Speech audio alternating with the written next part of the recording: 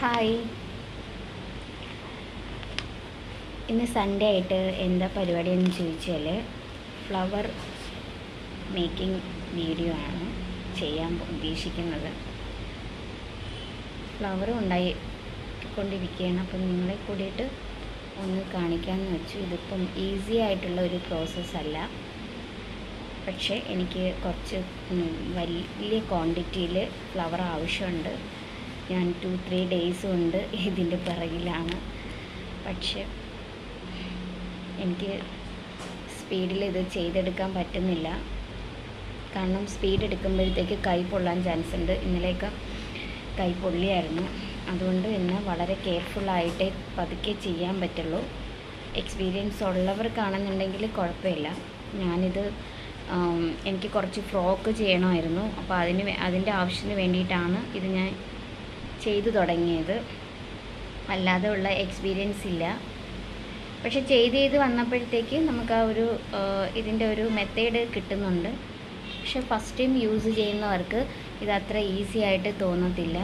കൈ പൊള്ളാനായിട്ട് നമ്മൾ എങ്ങനെ ശ്രദ്ധിച്ചാലും കൈ പൊള്ളാനായിട്ട് ചാൻസ് കൂടുതലാണ്. കാരണം ഇതിൽ നല്ല ഹീറ്റ് ഉണ്ടെങ്കിൽ മാത്രമേ ഈ തുണി കട്ടായിട്ട് വരത്തുള്ളൂ. സാറ്റിൻ തുണിയാണ് ഉപയോഗിക്കുന്നത്. അപ്പോൾ ഇതിൽ തുണി നല്ല കട്ടായിട്ട് നല്ല നീറ്റായിട്ട് വരണമെന്നുണ്ടെങ്കിൽ നല്ല ഹീറ്റ് വേണം. ഹീറ്റ് കുറഞ്ഞു പോയി കഴിഞ്ഞാൽ തുണി കട്ടായി വരത്തില്ല. അപ്പോൾ അത്രയും കെയർഫുള്ളായിട്ട് ഇത് ചെയ്താൽ മാത്രമേ നല്ല നീറ്റായിട്ട് വരത്തുള്ളൂ. അല്ലെന്നുണ്ടെങ്കിൽ നമ്മളിങ്ങനെ ചെയ്തിട്ട് ഫ്രെയിമിൽ നിന്ന് ഇത് വലിച്ചെടുക്കുന്ന സമയത്ത് നീറ്റില്ലാതെ വരും. എനിക്കൊരു 18 ഫ്രോക്കിന് ഫ്ലവർ ആവശ്യമുണ്ട്. അത്രയും ക്വാണ്ടിറ്റിയിൽ തന്നെ ഇത് ഫ്രോക്കിൽ വെക്കുന്ന വീഡിയോസ് ഞാൻ രണ്ടാമത് ഞാൻ വീഡിയോ പിടിച്ചിടാം, സെക്കൻഡ് പാർട്ടായിട്ടിടാം. അപ്പോൾ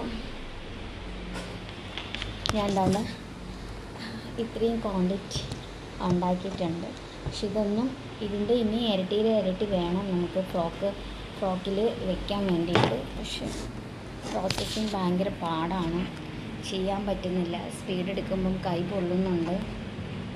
അപ്പോൾ ഗൈസ്, എന്തെങ്കിലും എളുപ്പം മെത്തേഡ് ഇല്ല. കാരണം ഇത് തന്നെയാണ് ഏറ്റവും എളുപ്പം മെത്തേഡ്. ഇതിൽ കൂടുതൽ വേറെ ഈസി മെത്തേഡൊന്നും